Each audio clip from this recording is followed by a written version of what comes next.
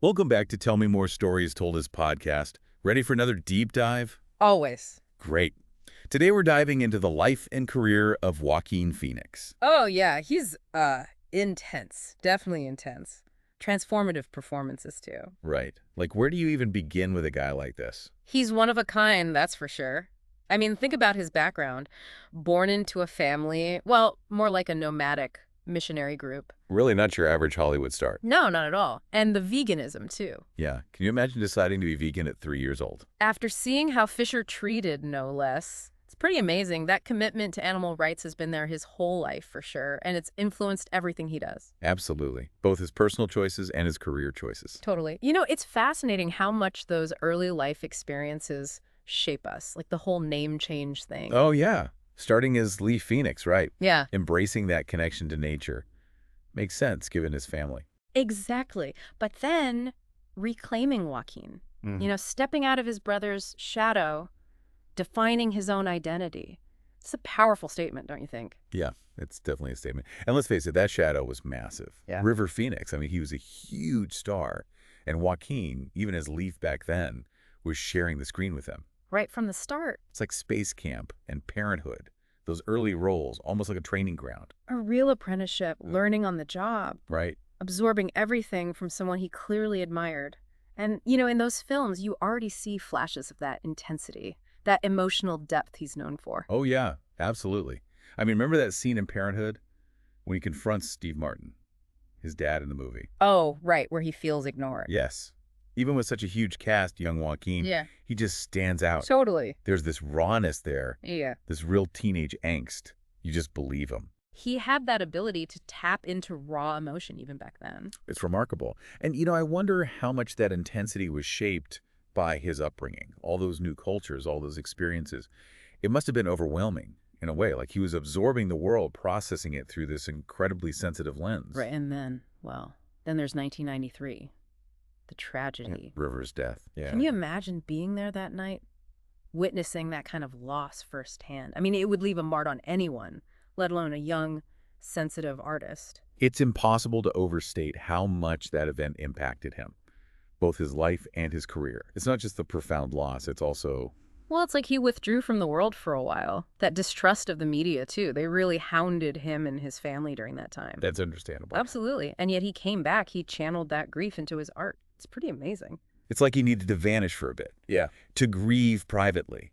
And then reemerge as Joaquin, as the actor we know now. Mm-hmm. And when he did, his roles were different. They had this new level of depth.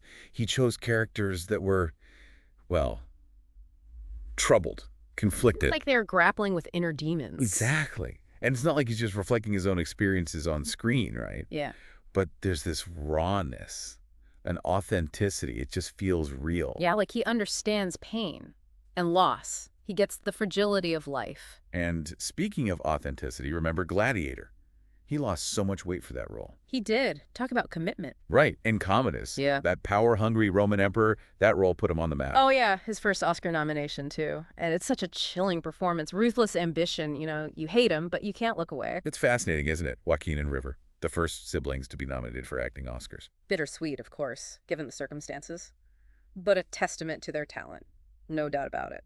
It's like their paths were intertwined, even in their pursuit of artistic excellence. Speaking of paths, we should remind our listeners to hit that subscribe button. Don't want to miss out on any deep dives. Exactly. We've got amazing stories coming your way, so stay tuned. All right, now back to Joaquin. Gladiator was really just the start. Right. So much more to come. He followed it up with so many powerful performances, like The Yards. Oh, yeah. And Quills. Right. I mean, he was showcasing his versatility, wasn't he? Absolutely. So morally ambiguous characters. He was willing to take risks. It was clear that he had zero interest in just being typecast or playing it safe. Which is what makes him so interesting to watch, I think. Right. There's this drive to constantly push himself, explore all those dark corners of human nature. Doesn't shy away from difficult roles. Not one bit, no matter how much he has to transform himself, physically and emotional. Exactly. I mean, we've talked about method acting, right? Oh, yeah. He really immerses himself, changes his appearance, adopts new mannerisms, stays in character. like even offset. Right, like he needs to become the character, completely disappear. Really bring them to life. Walk the line. What a great example. Oh, yeah.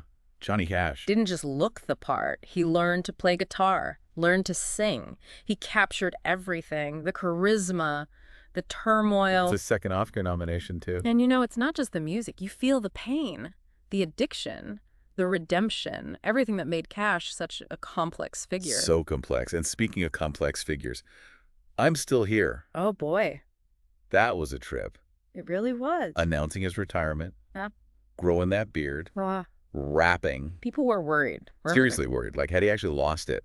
I remember that Letterman appearance. So awkward. The beard, the rambling. It was all an act, right? Yeah, performance art, social commentary. On celebrity culture. And media obsession. But it was so convincing. It really was. Risky move, though. It definitely divided audiences. Some people loved it. Thought it was brilliant satire. Others, not so much. Yeah. Self-indulgent stunt. But you have to admit, the commitment was there. And the audacity. Totally. And it speaks to his personality, too, don't you think? That willingness to push boundaries, challenge expectations. Oh, yeah. In his work.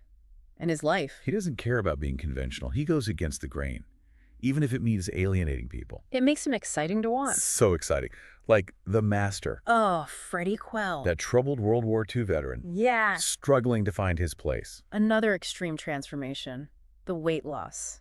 Those strange postures. He'd even had his jaw modified. By a dentist. Yeah, to create that permanent grimace. Wow. Talk about commitment. It's a raw performance, full of energy and barely contained rage. Yeah. You feel Freddie's pain, his confusion, that desperate search for meaning. You're drawn in. Even while being repelled by his darker side. It definitely stays with you. It does. And then there's Her. Spike Jonze. Beautiful film. Bittersweet, too. A man who falls in love with his operating system. So unique. Joaquin plays Theodore. He's so lonely, sensitive, yearning for connection. And the world feels isolating. Exactly. It requires real vulnerability. A quiet intensity, too. And Joaquin nails it. You feel everything. Theodore's loneliness, his longing, those first tentative steps towards something new. He really makes you believe it. He does. Yeah. I mean, think about it. From a Roman emperor to a war veteran to a man in love with his computer. Amazing ring. He just disappears into these roles. Makes you forget you're watching an actor. Exactly. And then there's Inherent Vice. Paul Thomas Anderson. That psychedelic detective story. Set in the 70s. L.A. Doc Sportello. A hippie private investigator. Stoned all the time. Trying to solve this case. It gets weirder by the minute. So convoluted. The film embraces the absurdity. And Joaquin goes all in. That laid-back charm, stoner wit, navigating this labyrinthine plot. Bewildered and bemused. Hilariously funny. Yeah. And oddly touching. It really is. He finds humor in the darkest places. Which is a talent in itself. He makes you laugh, he makes you think, he makes you feel. Not many actors can do that. And then, You Were Never Really Here. Flynn Ramsey. Brutal. Haunting. A traumatized hitman. Intense, both physically and emotionally. Joaquin gained weight for this one. He did. Studied combat techniques, too. He spent time with a real bodyguard, one who specialized in rescuing kidnapped children. Wow. That's dedication. It's that research, that willingness to go so deep. It's what sets him apart. He doesn't shy away from anything. The darkness, the violence, the trauma. But there's still tenderness there. Vulnerability. Yeah. Even in a character as damaged as Joe. Best actor at Cannes. Deservedly so. Yeah. He can say so much with just a look, a gesture. A sigh. He's a master of nonverbal communication.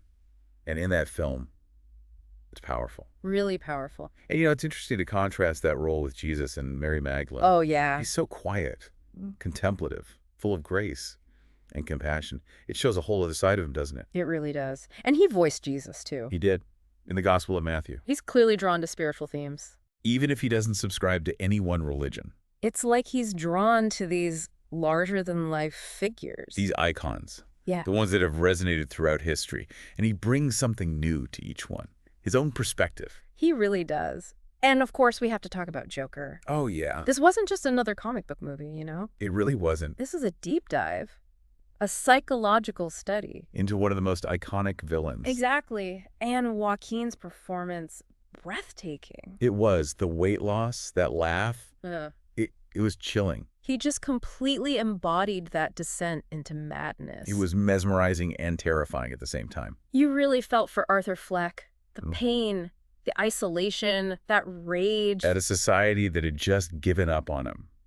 Powerful stuff. His first Oscar win. And deservedly so. I can't imagine anyone else in that role. He owned it. Completely.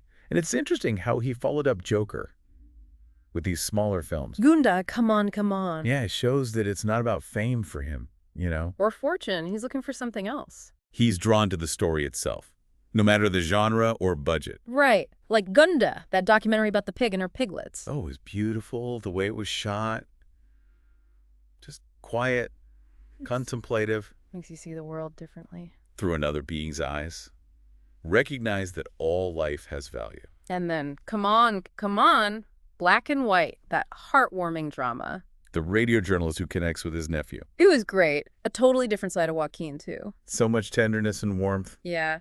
Reminds us that he's not all darkness and intensity. He can do it all.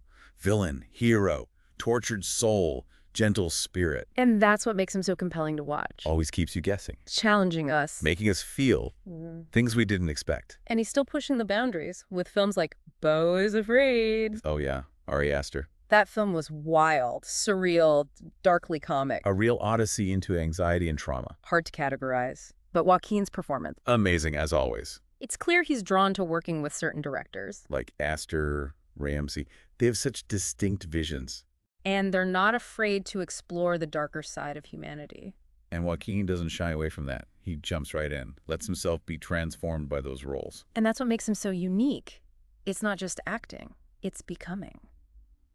So what have we learned about Joaquin Phoenix today? He's more than just an actor, wouldn't you say? Oh, for sure. He's an artist. A provocateur. A force of nature. Constantly evolving, defying expectations. He uses his platform to fight for what he believes in. Animal rights. Social justice. And he does it authentically. Yeah, you really believe him. He's not afraid to be vulnerable either. To show his flaws. Make us uncomfortable. It's a good thing. It is. It forces us to look at ourselves, our own complexities, our contradictions. He reminds us that great art can be many things. Beautiful, disturbing, thought-provoking, entertaining. And true artists, they don't color inside the lines. They push boundaries. They challenge norms. They make us see the world differently. And with Joaquin, you just get the sense there's more to come. Always. More stories, more boundaries to break. We can't wait to see what he does next. Thanks for joining us on this deep dive into the world of Joaquin Phoenix. Until next time. Keep exploring, keep questioning. And keep telling each other more.